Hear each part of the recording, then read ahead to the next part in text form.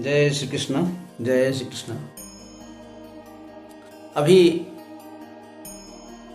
पिछले वीडियो में मैंने बताया अर्जुन ने भगवान के विराट विश्व रूप का दर्शन किया। अपने दिव्य चक्षुओं से एक जगह सारे ब्रह्मांड का दर्शन भगवान के शरीर में उन्होंने किया और यह देख करके उनको रोमांच भी है, हर्ष भी है, भय भी है, दुख भी है। तो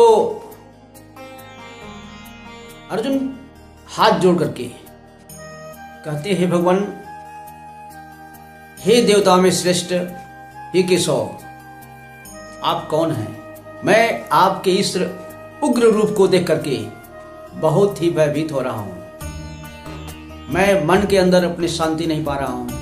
प्रभु, आप हमें बताइए, आप कौन हैं और आपकी इसमें प्रवृत्ति क्या है? आप क्या करना चाहते हैं? मेरे अंदर बहुत ही व्यथा है, मेरे अंदर बहुत ही कष्ट है। तब अर्जुन के इस निवेदन को सुनकर के भगवान ने बता दिया। भगवान बोले, हे अर्जुन, मैं इस समय तीनों लोगों का नाश करने वाला बढ़ा हुआ महाकाल हूं। मेरी प्रवृत्ति यही है, मैं सारे लोगों को नष्ट कर दूंगा। और ये भी जान लो, ये सारे प्रतिपक्षी जितने भी योद्धा है, जितने वीर हैं, वे तुम्हारे युद्ध नहीं करने पर भी नहीं रहेंगे। ये तुम बार बार कह रहे हो ना, तुम्हारे अंदर ममता वो हुआ कि मैं युद्ध नहीं करूंगा, युद्ध नहीं करूंगा। तो अब इस समय ऐसा ही इनका एक काल आ गया है। तुम युद्ध करो नहीं करो, ये तुम्हारे बिना भी नहीं रहेंगे। तो इसलिए भगवान कहते हैं, तस्मात् त्वम् उत्तिष्ठ यशं लभस्व जित्वा शत्रुन् भुङ्क्ष्व राज्यं समृद्धं मया एव इति निहता पूर्वमेव निमित्त मात्र भव सव्यसाचिन्। इसलिए हे अर्जुन, तुम उठो, युद्ध करो, और युद्ध करोगे, जब विजय प्राप्त करोगे तो तुम्हारा यश होगा, संसार में तुम्हारा यशो गान होगा। तुमको करना क्या है? एक मात्र तुमको निमित्त बन जाना है।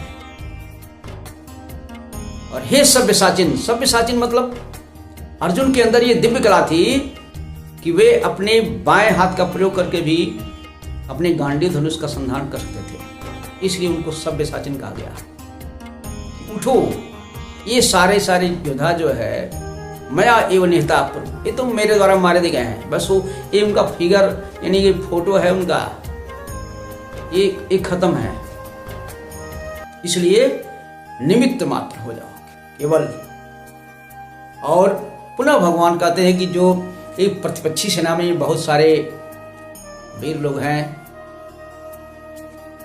जैसे द्रोणाचार्य जी हैं, भीष्म जी हैं, कर्ण हैं, जयद्रथ हैं, कहते हैं ना, द्रोणम च भीष्मम च जयद्रथम च कर्णम च तथा अन्यानपि योधवीरान् मया हतान् जहिमा वितिष्ठा युद्धस्व जेतासी रणे सपत्नान।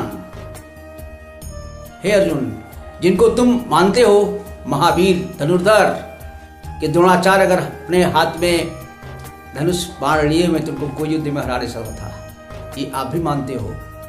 और भीष्म का तो नाम ही क्या है? भीष्म ने तो अपने गुरुदेव परशुराम जी को भी छिका दिया था युद्ध में। और ये जयद्रथ कौरव पक्ष के दुर्योधन की बहन के पति थे, तो इसलिए उनको मारना भी तुम्हारे लिए समस्या है। लेकिन ये सब के सब मेरे द्वारा पहले ही मार दिए गए हैं। और तुम युद्ध करो, और इस समय तुमको तनिक भी व्यथा करने की, घबराने की कोई जरूरत नहीं है। और इस प्रकार ये जो सारी दृश्य संजय जी महाराज धृतराष्ट्र को सुना रहे हैं, तो बता दिए। संजय बोले, हे महाराज, इस प्रकार जब भगवान ने अपना समग्र परिचय दे दिया, अर्जुन तो एकदम भयभीत हो गए थे।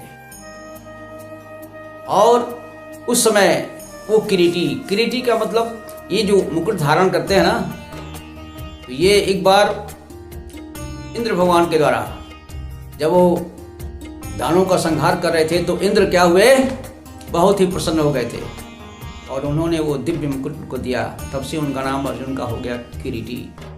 तो हाथ जोड़ करके बार बार वो प्रणाम कर रहे हैं। और इस समय उनकी हालत क्या है, एकदम भयभीत हैं।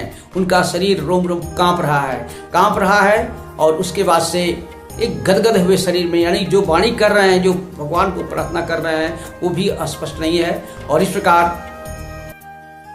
वो अपने भयभीत वाणी से प्रार्थना किए। अब अगला वीडियो 10 श्लोक का सिर्फ उनकी वंदना है। अब पुनः मिलते हैं। जय श्री कृष्ण। जय।